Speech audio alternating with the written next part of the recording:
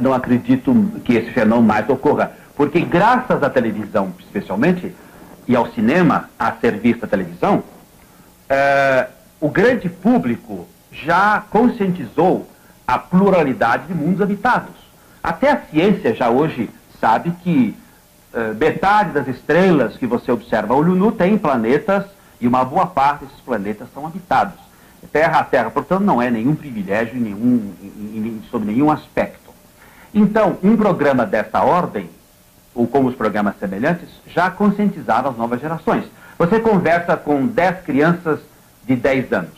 10 aceitam o disco voador. Naturalmente, aceitam porque estão condicionadas, mas é bom.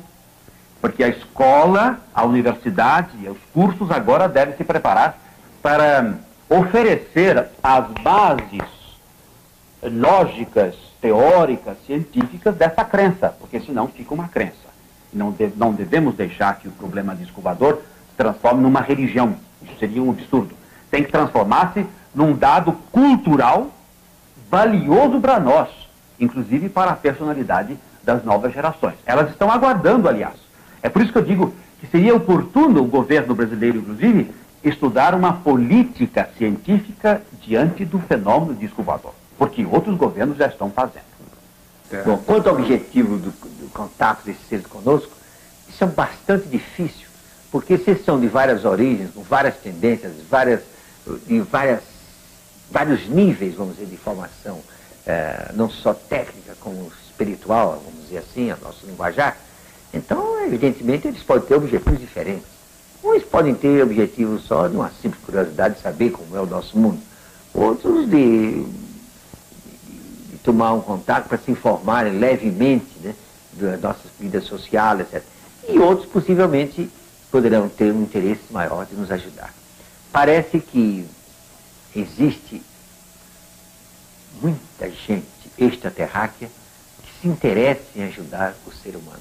Então, mas leva assim a uma posição filosófica e espiritual que pode se tornar até perigosa para quem quer pôr os problemas em nível científico.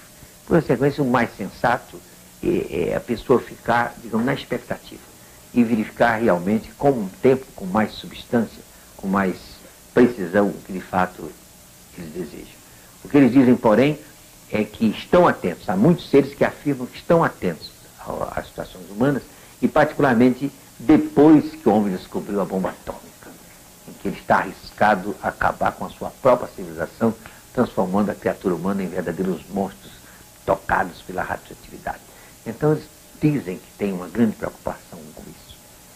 Isso, naturalmente, tem uma implicação de caráter filosófico transcendental. Admitir-se que nós não estamos sozinhos. Isso é muito importante, do ponto de vista da valorização da nossa própria humanidade. Isso talvez não seja muito caro a certas ortodoxias que querem preparar os homens, cada um, para salvar a si mesmo. Quando nós estamos vendo, e eles estão nos ensinando isso, os planetários de maior nível, que o nosso problema não é bem isso. A humanidade tem que se elevar, ela como um todo, valorizando o homem, a criatura humana como um todo, para não se salvar para um céuzinho aqui, outro acolá, mas sim realizar-se num estágio maior de condicionamentos superiores para a própria vida e para a felicidade amanhã da própria humanidade. Essa é uma hipótese, é uma ilação de caráter filosófico, mas que nos põe muito bem nas esperanças de que realmente nós não estejamos sós no mundo. Temos um destino cósmico que mesmo nós mesmos ainda não estamos bem conscientes. Essa área aqui, que coincidentemente se localiza entre a linha do Equador e o meridiano, tem sido a área de maior incidência de aparecimento de OVNIs aqui na região do Pará, que compreende o município de Colares, onde surgiu a primeira aparição, e toda a região da Baía do Marajó. Nós temos também uma outra área aqui, que é no Polo Trombeta, que é a região de Santarém, chamado Baixo Amazonas. E temos também aqui no território do Amapá, exatamente toda a linha do Equador, onde ocorre a maior incidência de aparecimento. Tomates, isso que o pessoal está vendo, o que o senhor acha que possa ser? Bom, até o momento nós imaginamos que isso seja um fenômeno natural. Tem as características de um corpo celeste, né? Pelo movimento, pela posição, pela hora do surgimento, nos parece inicialmente seja o planeta Vênus. O meteorologista Rubens Junqueira Vilela, que é um pesquisador de objetos voadores não identificados, também adverte que muitos fenômenos que ocorrem normalmente na natureza são confundidos com os discos voadores. Dr. Rubens, que fenômenos meteorológicos poderiam explicar o objeto ou as luzes que os passageiros do Boeing e o comandante viram na semana passada? Bem, inicialmente ele ocorre, em primeiro lugar, a cintilação de estrela.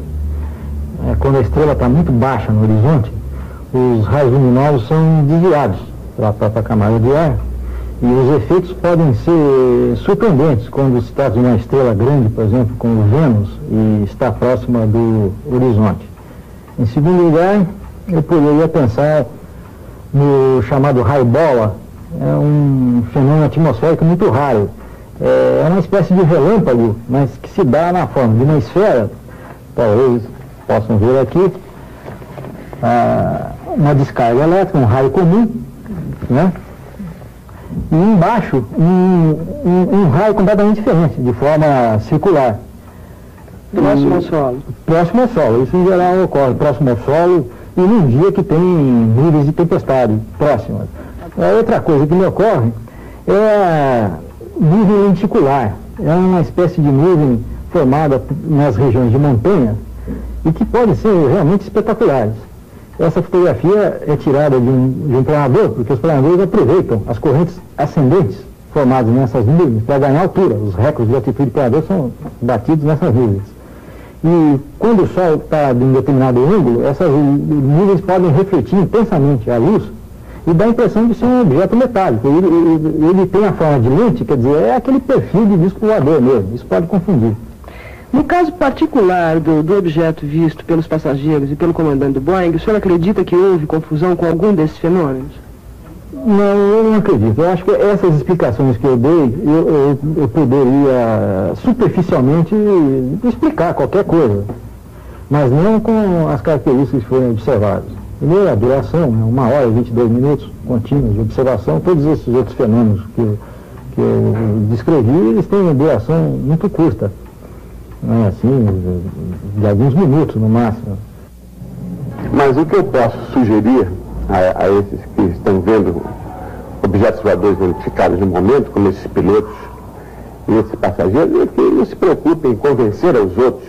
Façam apenas simplesmente um relato, eu vi isso, vi aquilo, mas não procurem convencer aos outros, porque haverá sempre alguém que não acredita e vai querer fazer uma gozação em torno do assunto.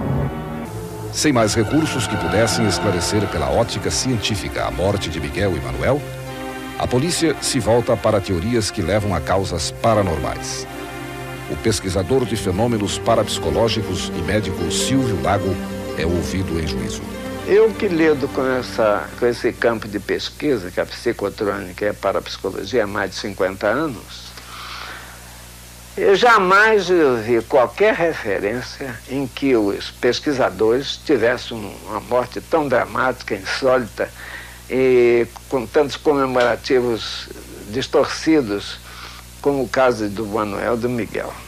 O ufólogo Aurélio Zaluar acompanhou de perto o caso das máscaras de chumbo, desde o aparecimento dos corpos de Miguel e Manuel.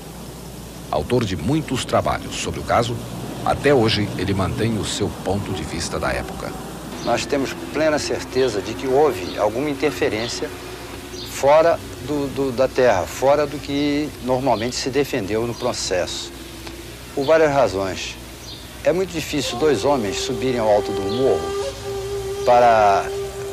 inclusive um morro deserto, onde os bombeiros tiveram dificuldade de subir naquela época, confeccionar em casa 2 máscaras de chumbo para colocar sobre os olhos, comprar 2 capas de borracha, comprar a água mineral para tomar determinados comprimidos e depois esse caso ser tratado como um simples latrocínio. Acredito eu que eles tinham um encontro marcado ou sabiam de algum acontecimento lá naquele morro e foram para lá para surpreender alguma nave, alguma coisa que chegaria lá naquela noite, que eles saberiam disso. E, de repente, esses próprios seres que chegaram lá, não sabendo da presença deles, não puderam defendê-los de qualquer agressão de aparelhos ou de radioatividade que eles possuíssem.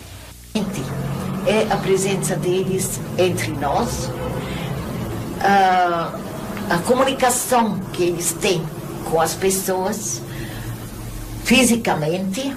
Quando o disco desce, falam normalmente com essas pessoas, depois vão embora ou levam a pessoa junto. Então, essa é uma comprovação. Com a sua experiência, bateu o olho e você já sabe se a foto é falsa ou verdadeira.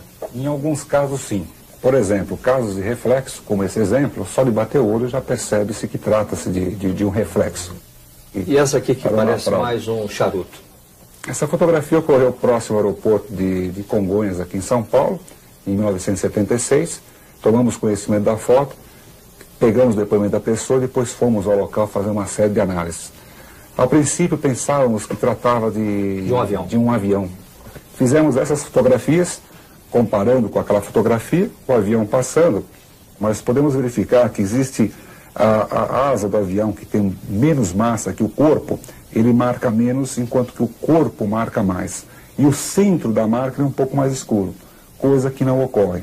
Aqui a gente verifica que de ponta a ponta existe uma marca clara, em relação à iluminação de cima para baixo, o fundo dele escuro, que formou a sombra devido à iluminação está em cima, e nós não vemos nenhum tipo de marca de asa, como por exemplo essa foto aqui mostra, nitidamente, dá para ver que tem um objeto com asa. E no caso então dessa foto aqui, foi dada como autêntica, essa foto como verdadeira. O caso de Sequequê de Marie, cujo nome é o de um colégio que ainda existe. Ele ocorreu 24 de novembro de 70, no bojo de numerosas outras aparições. Tempo calmo, sem chuva, boa visibilidade noturna, etc. É nesse contexto que surgiu o caso de avistamento feito por uma moça chamada Yara. Na época era estudante de Belas Artes e ao mesmo tempo professora noturna de umas turmas do Colégio Sacré-Cœur. Nesse horário ela seguiu para suas aulas, penetrando na lateral do prédio, que é uma alameda, na escuridão relativa, porque não havia iluminação lá. E de repente estranhou que havia uma claridade no fundo do prédio, que ela nunca tinha visto. Só quando dobrou o prédio à esquina, é que ela olhou. A origem da claridade era um objeto em forma de ogiva, iluminado até a borda. Na borda ele tinha uma faixa preta. Isso aqui nós desenhamos o Sol e os planetas. E abaixo da Terra, um ser humano com a mão para cima em sinal de paz. Seria uma espécie de uma mensagem de boas-vindas aos visitantes de outros planetas. Exatamente. O nosso objetivo é este, é tentar um contato de terceiro grau aqui no observatório com esses seres que pesquisam a região de Passatempo, Minas Gerais. Foi da seguinte maneira. A gente estava de motocicleta e de repente vimos o OVNI numa serra distante. Ele estava pairando a baixa altura sobre uma mata. Com muita luz? Com muita luz. Era uma luz pequena, então nós começamos a piscar o farol da motocicleta. E nesse momento que eu insistia, de repente o OVNI piscou também 3 vezes. Aí eu mudei a sequência de piscadas, passei a piscar 2, 4, 1, e ele sempre respondia na mesma sequência de piscadas.